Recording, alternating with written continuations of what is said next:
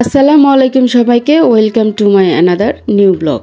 আজকে আমি একটা ভিন্ন আঙ্গিকে আমের আচার বানাবো। আমের আচার তো সবাই খেয়েছি, কিন্তু চুন দিয়ে আমের আচার বানানো কি কেউ খেয়েছি? চুন দিয়ে আমি কিভাবে আমের আচার বানালাম সেটা জানতে হলে ফুল ভিডিওটি দেখতে হবে। তো দেখতে থাকুন, আশা করি আপনাদের ভালো লাগবে। আর এই আচারটি বানাতে কোনো রকমের বেশি উপকরণ লাগে না, চুন লাগে, চিনি লাগে, বাস আর আম লাগে। তো প্রথমে আমি আমগুলোকে কিউব কিউব করে কেটে নিচ্ছিলাম, আর আমের মাঝখানে এরকম একটু আঁশ আসলে ভালো লাগে। তারপর আমি এটাতে অল্প পরিমাণের চুন দিয়ে ভালো করে মাখিয়ে তারপর একটু রোদে দিয়েছিলাম, যদিও রোদ তেমন একটা ছিল না, তারপরেও আমি সারাদিন রেখেছিলাম। এরপরে এই যে দেখতে পাচ্ছি একটু শুকনা শুকনা ভাব হয়ে গেছে। এখনই কিন্তু একটু যা কষ্ট করার করতে হবে। আমগুলোকে ভালো করে কষলিয়ে তারপর ধুতে হবে। পারলে তো একটা একটা করে ধুলেই ভালো হয়।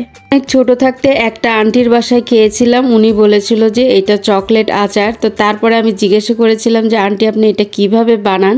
তো উনি বলেছিল। তারপরে আমি বাসায় এসে একবার বানিয়েছিলাম, তখন তো মনে হয় ক্লাস 8-9-এ পড়ি।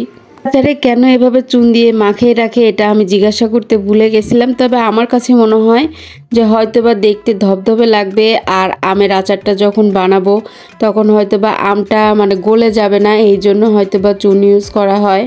ভাইরে ভাই, আমগুলো যখন ধুচ্ছিলাম তখন আমার মাথায় বুদ্ধি আসলো যে আমি যদি ছোট ছোট করে কিউব করে না কেটে লম্বা লম্বা করে কেটে তারপর যদি চুন মাখিয়ে রাখতাম, তারপর ভালো করে ধোয়ার সুবিধার্থে আর কি বলতেছি, ভালো করে ধুয়ে তারপরে যদি কিউব কিউব করে কাটতাম তাহলে মনে হয় ভালো হতো। তো যাই হোক, আমি এগুলো সুন্দর করে ধুয়ে নিয়েছি। এবার একটু এলাচি দিয়ে ভালো করে আমি আগে একটু ভেজে নিলাম, এমনি খালি কড়াইয়ের মধ্যে ফ্রাই প্যানে। তারপরে আমি এই যে আমগুলো দিয়ে নিচ্ছি, কিচ্ছু দেই না, জাস্ট একটু নাড়াচাড়া করে তারপরে এর মধ্যে আমি সামান্য একটু পানি দিয়ে দিচ্ছি, অল্প একটু। পর আমি এর মধ্যে চিনি দিয়ে দিচ্ছি, চিনিটা কিন্তু একটু বেশিই লাগবে। এই আচারটা যেহেতু চকলেটের মতো দেখতে হয়, একটু চকলেটি ব্রাউনি কালার হয়, সেই জন্য এটাকে মনে হয় আন্টি চকলেট আচার নাম লিখেছিলেন। আর এটা বড়দের খেতে কেমন লাগবে জানি না, তবে ছোটরা কিন্তু ভীষণ পছন্দ করবে, কারণ এটা একটু মিষ্টি মিষ্টি হয়ে থাকে। সবচেয়ে ভালো হয় কিন্তু টক আম দিয়ে বানালে, কারণ যেহেতু পুরোটাই চিনি দিয়ে এটা রান্না করতেছি, সেই জন্য টক আম দিয়ে বানালে হয় কি যে উপরে মিষ্টি লাগে, কিন্তু যখন চাবানো যায় তখন ভেতরে একটা টক ফ্লেভার, অনেক মজা লাগে খেতে। তা আমি এখানে আর একটু চিনি অ্যাড করলাম, কারণ আমি তো পাকা রাঁধুনি নই, আমি হয়তোবা এটা দ্বিতীয়বার বানাচ্ছি। যখন স্টুডেন্ট লাইফ ছিলাম তখন একবার বানিয়েছিলাম, আর অনেক বছর পর বানাচ্ছি, কারণ নাশন আচার খেতে পছন্দ করে, ওর কথা ভেবেই এটা বানাচ্ছি।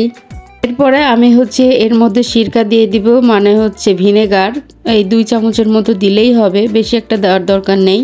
তারপরে আমি এটাকে আর একটু ভালো করে জাল দিয়ে নিয়ে নিব।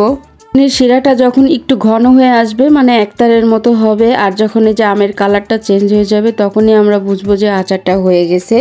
আর এটা যখন ঠান্ডা হবে তখন আরও সুন্দর কালার আসবে। যারা মিষ্টি জাতীয় খাবার অনেক পছন্দ করে তাদের কাছে তো এই আচারটা অনেক মজা লাগবে, আর ছোট বাচ্চাদের তো মজাই লাগবে। তো এই তো আমার আচার বানানো শেষ। তো ভিডিওটা তোমাদের যদি ভালো লেগে থাকে তাহলে প্লিজ একটা লাইক, কমেন্ট আর শেয়ার দিয়ে দিও, আর ফলো দিয়ে সাথেই থেকো। আল্লাহ হাফেজ।